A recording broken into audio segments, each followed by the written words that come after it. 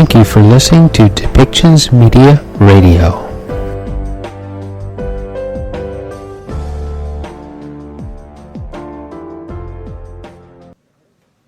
Hi, everyone. Hello. Okay, a couple items for all of you at the top. First, welcome Andrew Bates, our new Deputy Press Secretary. Anyone who covered the Biden campaign knows Andrew quite well, and he just joined our team after staying on the transition for the last 2 months. Okay, this Wednesday, the President will be laying out the first of two equally critical packages to rebuild our economy and create better paying jobs for American workers. He'll talk this week about investments we need to make in domestic manufacturing, R&D, the caregiving economy, and infrastructure. In the coming weeks, the President will lay out his vision for a second package that focuses squarely on creating economic security for the middle class through investments in childcare, healthcare, education, and other areas. Throughout this process, we look forward to working with a broad coalition of members of Congress to gather their input and ideas and determine the path forward, create good jobs, and make America more competitive. I also note that he's doing this in Pittsburgh, where he launched his campaign for the presidency just 2 years ago. Today, the CDC also announced a 90-day extension of the federal eviction moratorium. The news was out earlier today. The moratorium was scheduled to expire on March 31st and is now extended through June 30th. The President is committed to supporting renters and small landlords through the COVID-19 crisis. Essential to that effort is, of course, the American Rescue Plan, which delivers an additional $21.5 billion in emergency rental assistance to help millions of families keep up on rent and remain in their homes. This, of course, is an act that included coordination from the Treasury Department, from HUD, from the USDA, the CFPB, and the FTC. They're all coordinating efforts. Today, the White House convened leaders from across the administration is taking coordinated steps to announce a set of bold actions that will catalyze offshore wind energy and create good-paying union jobs. The President recognizes that a thriving offshore wind industry will drive new jobs and economic opportunity up and down the Atlantic coast, in the Gulf of Mexico, and in Pacific waters. We just released a fact sheet on this announcement, pretty detailed. The Department of Interior, Energy, and Commerce announced a shared goal to deploy 30 gigawatts of offshore wind in the United States by 2030, while protecting biodiversity and protecting ocean co-use. Meeting this target will trigger more than $12 billion per year in capital investment in projects on both U.S. coasts, create tens of thousands of good-paying union jobs, with more than 44,000 workers employed in offshore wind by 2030, and nearly 33,000 additional jobs in communities supported by offshore wind activity. It will also generate enough power to meet the demand of more than 10 million American homes and avoid 78 million metric tons of carbon emissions. Additionally, the U.S. Department of Treasury's Maritime Administration today is announcing a notice of funding opportunity for port authorities and other applicants to apply for $230 million for port and intermodal infrastructure-related projects through the Port Infrastructure Development Program. Last item is I have an update for you on the flooding that has occurred in the Tennessee Valley. The Department of Homeland Security and media sources report 4 fatalities and over 150 rescued in the Tennessee Valley as heavy rainfall swamped the area, flooding homes and roads, including parts of Nashville. The President and the White House continue to monitor the situation very closely and stand at the ready should any federal assistance be requested or required. At this time, no requests for federal assistance have come in. The National Weather Service reports over 9 inches of rain has fallen over the past 24 hours, of course, causing this massive flooding. Jonathan, why don't you kick us off? Thank you, Jen. The CDC director today delivered an impassioned warning against a rise in COVID cases and said it filled her with a sense of, quote, impending doom. We are seeing cases rise in many states. My question is, does the president plan out to reach directly to governors, including the Democratic governors of states like New York, New Jersey, and Michigan that are seeing real rises? Does he plan to ask them to slow down or pause them reopening their states? Well, Jonathan, we are in very close touch with governors of those states and states across the country, not only through our weekly governor's call that is led by our COVID coordinator, but through calls and engagements that happen through the course of the week and through the course of every day. And the president has not held back in calling for governors, leaders, the American people to continue to abide by the public health guidelines, whether they are mask mandates on federal land and buildings or on interstate travel, whether it's encouraging people to hand wash and abide by social distancing. He will continue to do that through all of his engagements and, of course, through calls he has with local officials. But we are in very close touch with leaders across the country. My follow-up to that is simply, this is probably the most precarious moment the country's had in terms of the virus since the president took office. That's what, according to the CDC director today. Will the president not take that additional step to get to talk to governors and ask them to slow down reopenings? Well, Jonathan, the president uses every opportunity he can, whether it's publicly, through every interview, through nearly every public engagement he has. He has remarks later this afternoon, as you know, on COVID, providing an update on our effort to defeat the virus. He also does that through private engagements as well. But there are a range of officials at very high levels who are in touch with governors and leaders across the country who will continue to emphasize the need to abide by public health guidelines. And one other topic. Earlier, Majority Leader Schumer is making the case that budget reconciliation can be used once more in the fiscal year of 2021. If the Senate parliamentarian agrees with his argument, this could be used a couple more times over the next year or so. Does the White House support that move, and what would it mean for the president's agenda? Well, the White House and the president will leave the mechanics of bill passing to Leader Schumer and other leaders in Congress. Our focus is on proposing an ambitious agenda to invest in infrastructure, to help caregivers across the country, to ensure that we are doing more to help Americans get through this challenging period of time. Go ahead. Thanks, Jen. On infrastructure, since the president is set to unveil his proposal in a couple of days now, what is his current thinking or his economic advisor's current thinking on how much of this package needs to be paid for with tax revenue? Well, the president has a plan to fix the infrastructure of our country. We're currently 13th in the world. No one believes we should be there. And he has a plan to pay for it, which he will propose. But right now, once he proposes that, our focus is also on having that engagement and discussion with members of Congress. If they share a goal of building our infrastructure for the future but don't like the way he's going to propose to pay for it, we're happy to look at their proposals. If they don't want to pay for it, I guess they can propose that too. Maybe they don't support infrastructure spending. So the president has an ambitious goal. The most important thing is to figure out how to put forward the investments in our that are much needed in our infrastructure. What's irresponsible is not to address the urgent needs of that investment, but the means and mechanisms of paying for it. We look forward to presenting his plans, but also hearing proposals for others who may have a difference of view. Is there a concern that if you don't pay for enough of it, that it'll have a drag on the economy, specifically by increasing the debt and deficit? Well, again, he's going to have a plan to pay for it. I'm sure that if there are proposals out there that are differing from his in terms of what they will cover, we'll have that discussion. But he, of course, believes that investing in our infrastructure, continuing to create good-paying union jobs is front and center. But he also believes that we have an opportunity to rebalance, to address our tax code that is out of date, and some could pay more in our country that are not currently. And on that front, just a clarification, last week you said the tax increase threshold for the president is $400,000 a year, both for individuals and households. Is that correct? Yep. And what does the White House say to moderates who might be concerned that hiking the corporate tax rate to, say, 28% will be a drag on growth? We haven't seen evidence in that from economists, but if they have alternative proposals to how to pay for investing in our nation's infrastructure, rebuilding our roads and our railways, and putting Americans back to work, we're happy to hear it. And then finally, on the vaccine, Andy Slavitt talked about the idea of a vaccine passport in the COVID briefing this morning. He said it's primarily going to be spearheaded by the private sector, but what's the president's position on whether, once the vaccine is more readily available, businesses should be able to tell employees who don't want to get the vaccine for whatever reason that they can't come back into the workplace, or that airlines could reject people from getting on the plane if they have decided not to get a vaccine? Well, we're going to provide guidance, just as we have through the CDC.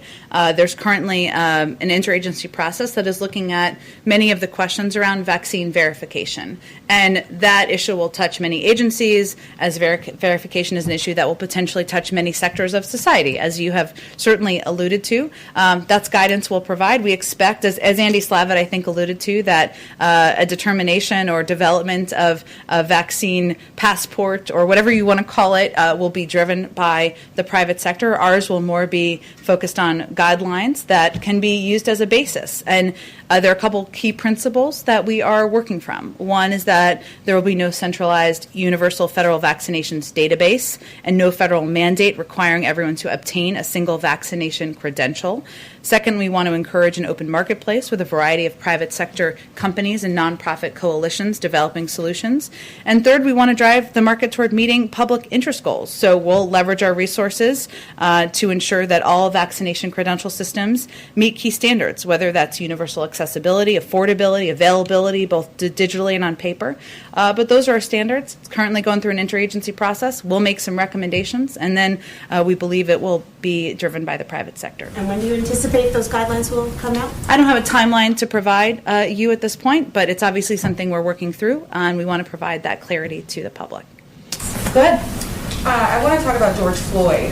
Will the president be watching or receiving updates on Derek Chauvin's trial today? And has he been in touch with George Floyd's family in the lead up to the trial?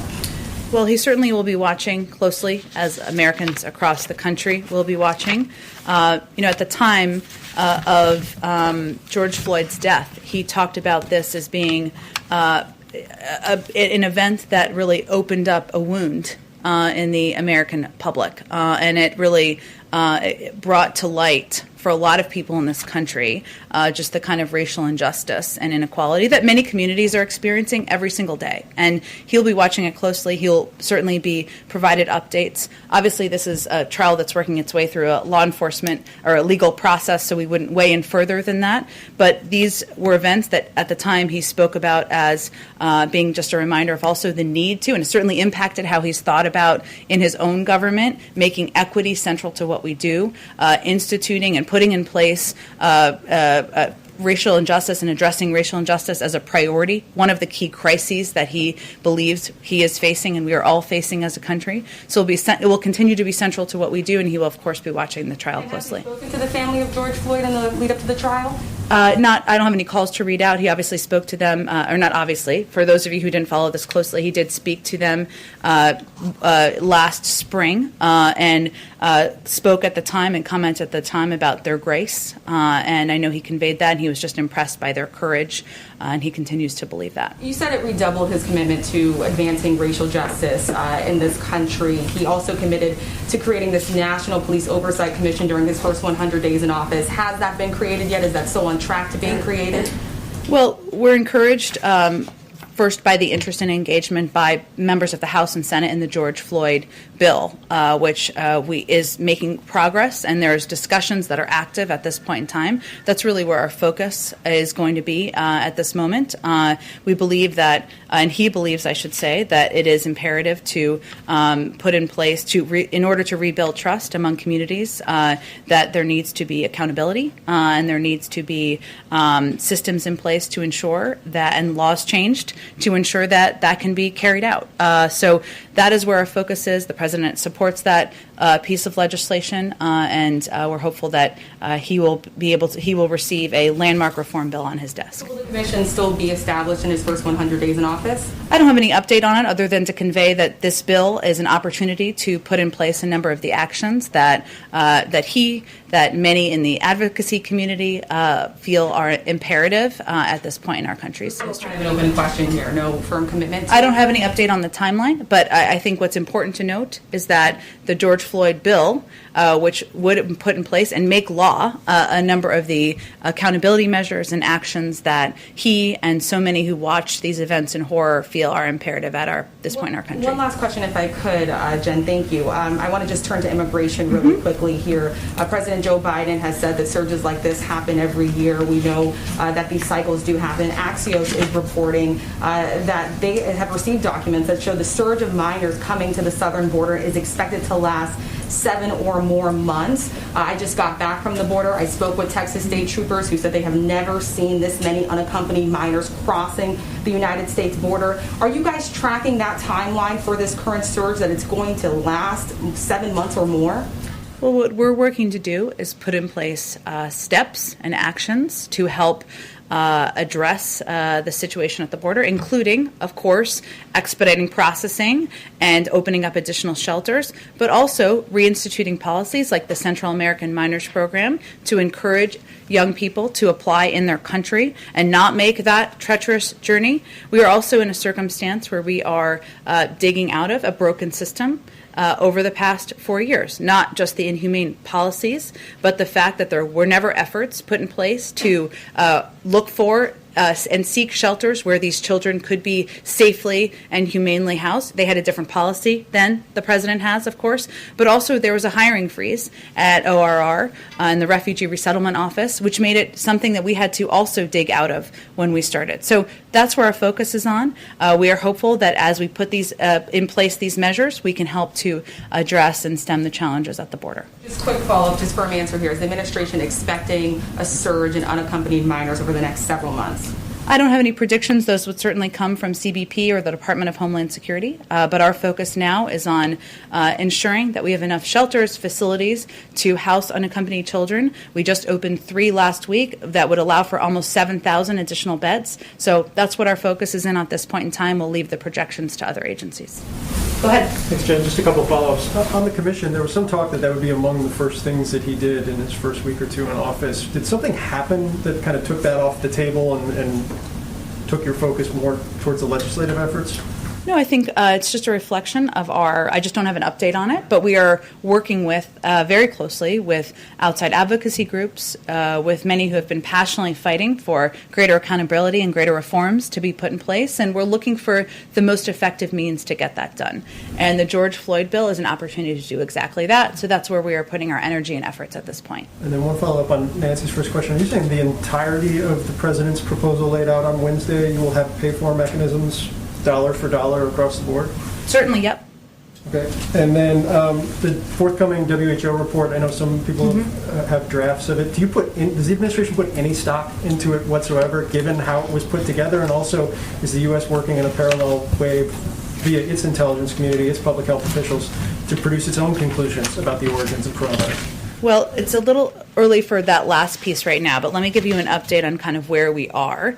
The report, under embargo, of course, is now in the hands of U.S. government experts from the CDC, FDA, NIH, HHS, USDA, DHS, and USAID. That is a lot of acronyms. 17 experts, long-standing leaders in the field, including epidemiology, public health, clinical medicine, veterinary medicine, infectious disease, law, food security, biosafety, biosecurity. We have a lot of experts in government. We'll be reviewing this report intensively and quickly, and we have some of our best people in government focused on reviewing it right now.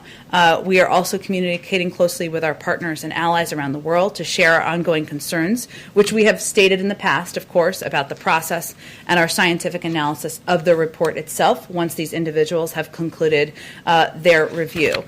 We will wait for that review to conclude.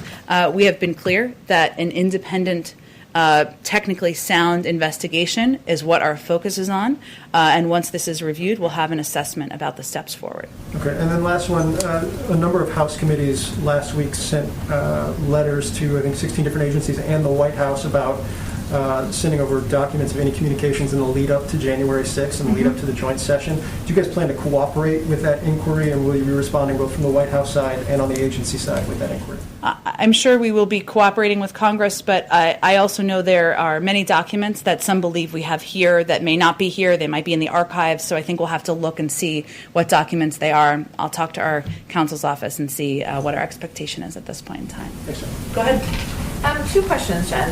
On the campaign, the president talked about how, and his aides held the view that spending on traditional infrastructure like roads and bridges did not necessarily have to be paid for because it created jobs. And I'm wondering if you could just talk about if he still has that view and how the package unveiled on Wednesday will balance that view of spending versus tax increases. Well, I think we'll have more to say about it once we actually roll out the package. But I think what I wanted to note today and what we want to make clear is that the president has a plan to fix our infrastructure and a plan to pay for it. But we are also open to having that discussion, and we certainly expect to have the discussion with members of Congress as we move forward about areas where they agree, where they disagree, where they would like to see greater emphasis or not. So we'll look forward to having that conversation once the plan's announced on Wednesday. And just one more thing. On Friday, the White House announced that it was nominating Gail Manchin, Senator Joe Manchin's wife, for the job of federal co-chair of the Appalachian Regional Commission. This is a group responsible for steering millions of dollars to states like West Virginia. That nomination came as a surprise to some people on the Hill, and I'm wondering if you could talk a little bit about the process, how the White House settled on Gail Manchin for that job, and what type of input Senator Manchin had in that. I'll have to follow up with our personnel team on the exact process there, but we can do that for you after the briefing. Go ahead, Jeff. Thanks, Jen. The ship that was stuck in the Suez Canal has been freed. I'm sure the White House has been monitoring that. Do you have any sense of what economic impact that week-long, little bit more than week-long event is going to have? Well, my understanding is it's been freed, but it's not yet open, right, the canal, and that will still happen, and there are, of course, ships waiting to pass through the canal. We, of course, are monitoring and will be assessing the impact, but I don't have anything to update you on that from here. Okay. Wonky question alert. Okay. I like the preview. The stocks are falling today because on Wall Street because of the default of a hedge fund. Is this something that the White House is monitoring, and do you have any concerns about it? I would send you to the SEC on that for any further comments, but we, of course, are monitoring as an administration. Less wonky, do you have any updates on the White House's thinking about sanctions against Myanmar and reaction to the latest deaths and killings there? Sure. Let me give you a reaction, and also because we haven't talked about this that much in here recently, an update on some of our recent actions. We're deeply concerned by the recent escalation of violence against peaceful protesters in Burma. Burmese security forces are responsible for hundreds of deaths in Burma since they perpetrated a coup on February 1st. We condemn this abhorrent violence against the Burmese people. Their Burmese junta continues to use lethal force against its own people. Last week's killing of children is just the most recent example of the horrific nature of the violence perpetrated by the military regime. We continue to make clear that we will impose costs on the military regime for the deadly violence against peaceful protesters and the suppression of human rights. Today, USTR announced the suspension of all U.S. engagement with Burma under the 2013 Trade and Investment Framework Agreement, effective immediately. This suspension will remain in effect until the return of democratically elected government. Additionally, the sanctions on military-owned holding companies, MEC and MEHL, we announced last week, are the most significant action since the February 1st coup to impose costs on the military regime. We've also announced a number of actions by the Department of Commerce, new export controls on Burma, and added 4 Burmese entities to the entity list in response to the military coup and violent crackdowns. We, of course, continue to work with our allies and partners and like-minded institutions as we condemn the actions of the military, call for the immediate restoration of democracy, and hold those who seized power accountable. Very last one, also as a follow-up to the CDC and White House briefing this morning on COVID, they made very clear that they are urging Americans to continue to take action to prevent a fourth surge, including non-essential travel. Is the warning against non-essential travel something that the White House is taking into consideration with regard to upcoming travel by the President and Vice President, both for business and for personal reasons? Well, I would say the president travels, as does the vice president, on a private plane. That is the purview of every president and vice president throughout American history.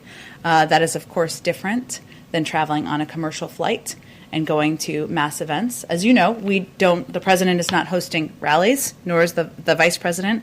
We take the role of being models quite seriously, but I think most Americans would recognize the difference. Go ahead. Thanks, Jen. Just on clarification on the pay-for question. Sure. When you said that it would be paid dollar for dollar, that the infrastructure component would be paid for dollar, were you applying that also to the entirety of the package that'll be released both Wednesday and in April? Or I just want to make sure we're understanding what will be paid for. Well, I think we're focused right now, I should say, on the Wednesday proposal. Obviously, there's still more that's being worked through, but I can, for the proposal later in the month, I should say next month, which is still being working its way through our economic team. But I can assure you that when the president lays out his infrastructure plan, he will also lay out a plan to pay for it, but is, again, open to ideas and proposals from members of Congress if they have a difference of view.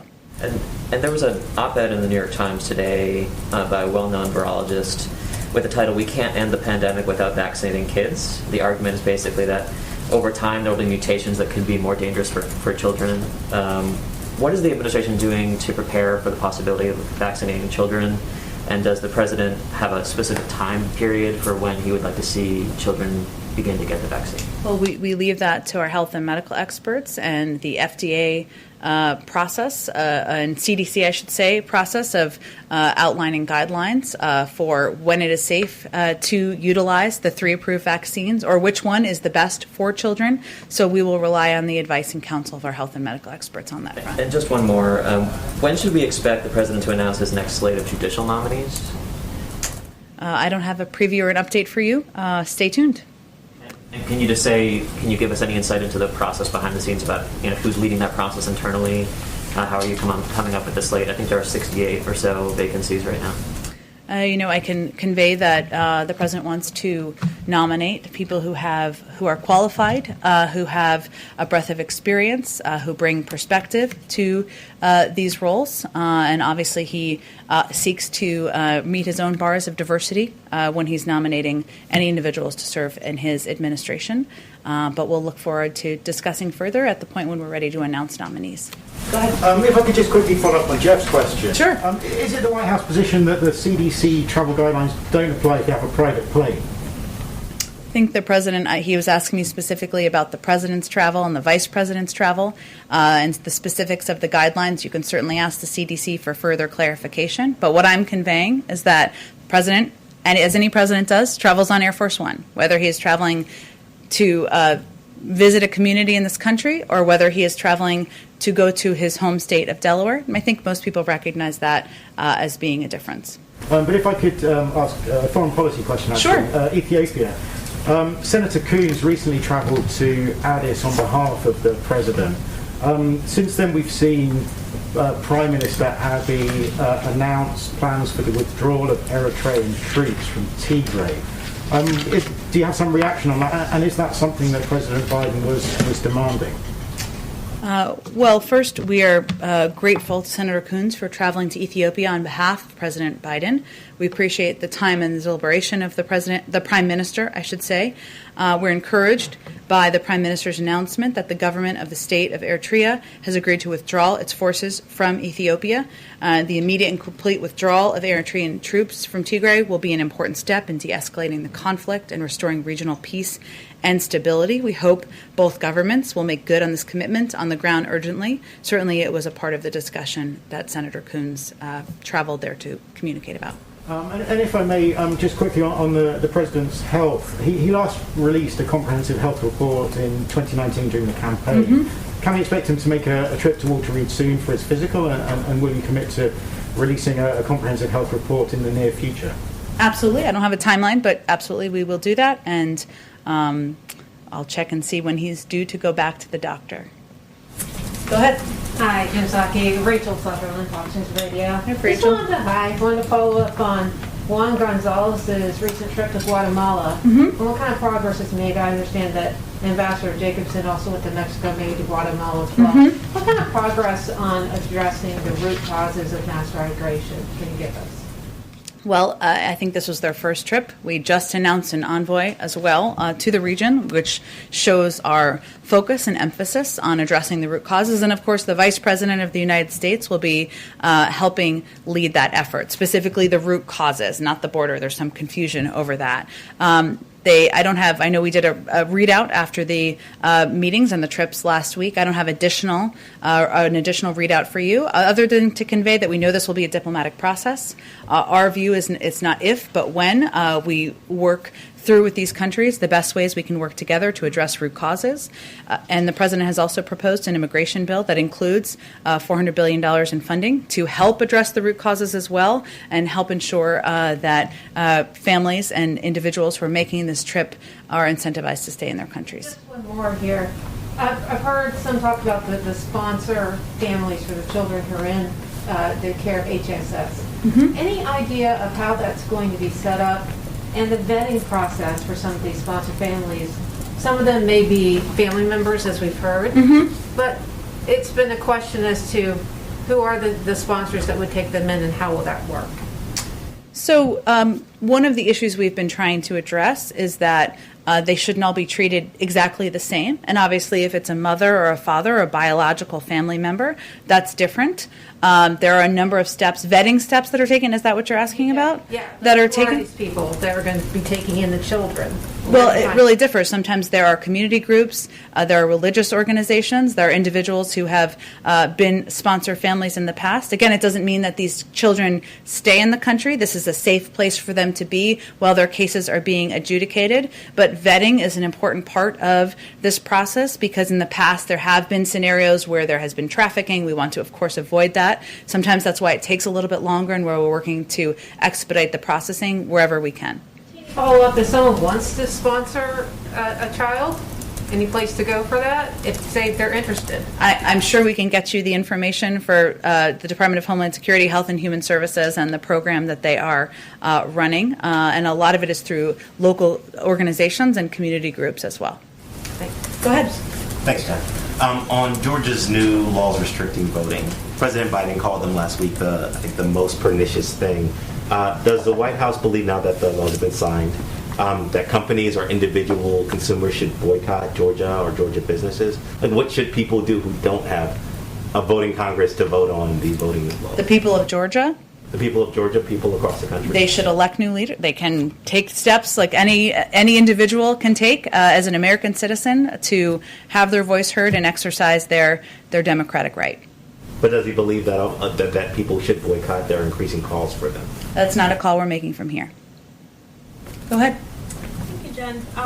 The Vice President said before that the exodus of women leaving the workforce during the pandemic is a national emergency. Yeah. The President has said that we're dealing with an acute, immediate child care crisis in America. I know that child care is a part of his infrastructure initiative, and Wednesday we will hear more about his physical... In April, you'll hear more.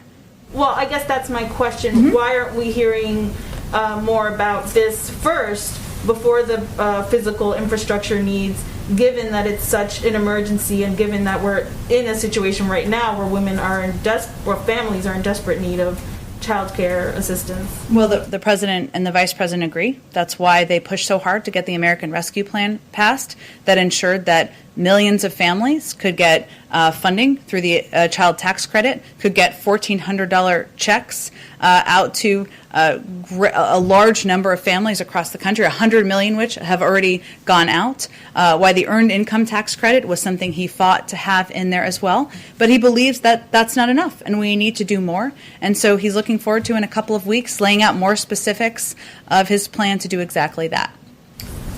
Go ahead. So the White House Office of Science and Technology Policy announced this formation of a task force to investigate past tampering with science decisions in the White House. And I'm wondering what was sort of the thinking behind forming that task force, and what do you guys hope to find or accomplish with it? Well, the President issued a memorandum on scientific integrity and evidence-based policymaking, directing agencies to make evidence-based decisions guided by the best available science and data.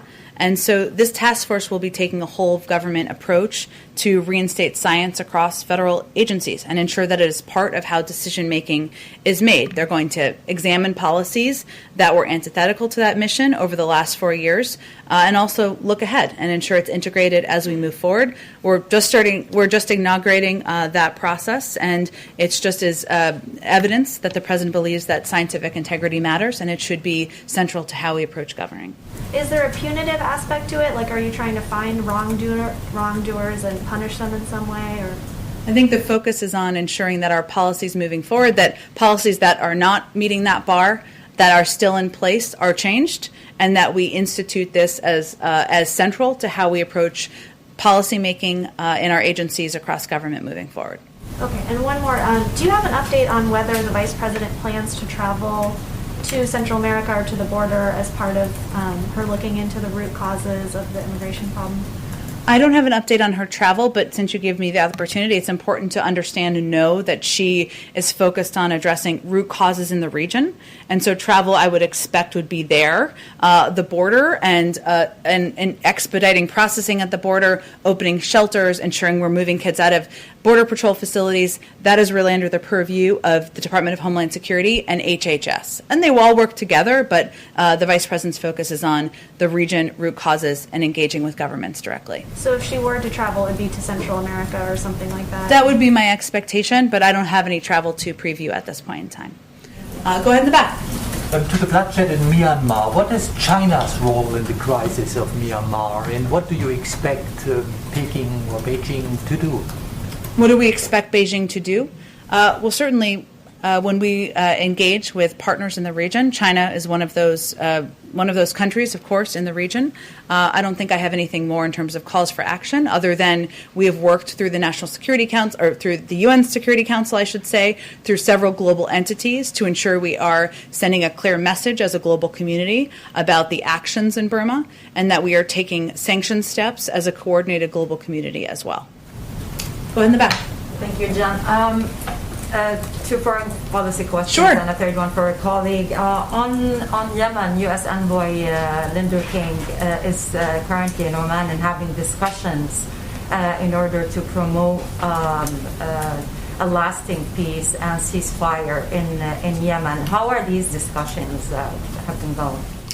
Well, I know that he's spent a fair amount of time on these discussions and working on addressing and stemming the humanitarian crisis, but also working toward some element of a ceasefire, of course, in the region. I would point you to the State Department, where he works directly for any update on the discussions. We're, of course, receiving updates here as well. And the second one is on Iran. Now that they've signed this long-term agreement with China, does the administration still have the same policy towards Iran, especially in terms of returning to the nuclear deal? And is the president willing to partially lift some sanctions on Iran in exchange of its return to the nuclear deal? That's not under consideration.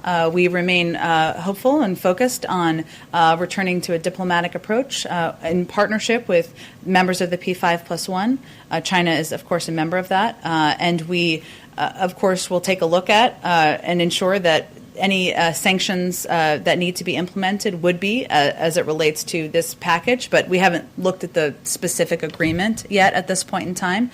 So our approach remains the same, and nothing has changed about our approach. The president said that he's been concerned about it for years. What did he mean by that, and how concerning is this for the administration? Concerned about, I know he was asked a question yesterday. Between China, the 25 years long-term agreement between China and Iran? Well, China has been a member of the P5+1, an important partner as it related to getting the deal passed to begin with. Certainly would be an important partner as we look ahead to a diplomatic approach. At this point in time, we're still working through those steps and don't have an update on the engagement. Thank you, Jen. And my colleague's question is on North Korea. Now that the president said that he's, quote, prepared for some form of diplomacy with North Korea. Does this include sitting with President Kim Jong-un? I think his approach would be quite different, and that is not his intention. Thank you. Thank you. Thanks, everyone. Okay. This show has been produced by Depictions Media. Please contact us at depictions.media for more information.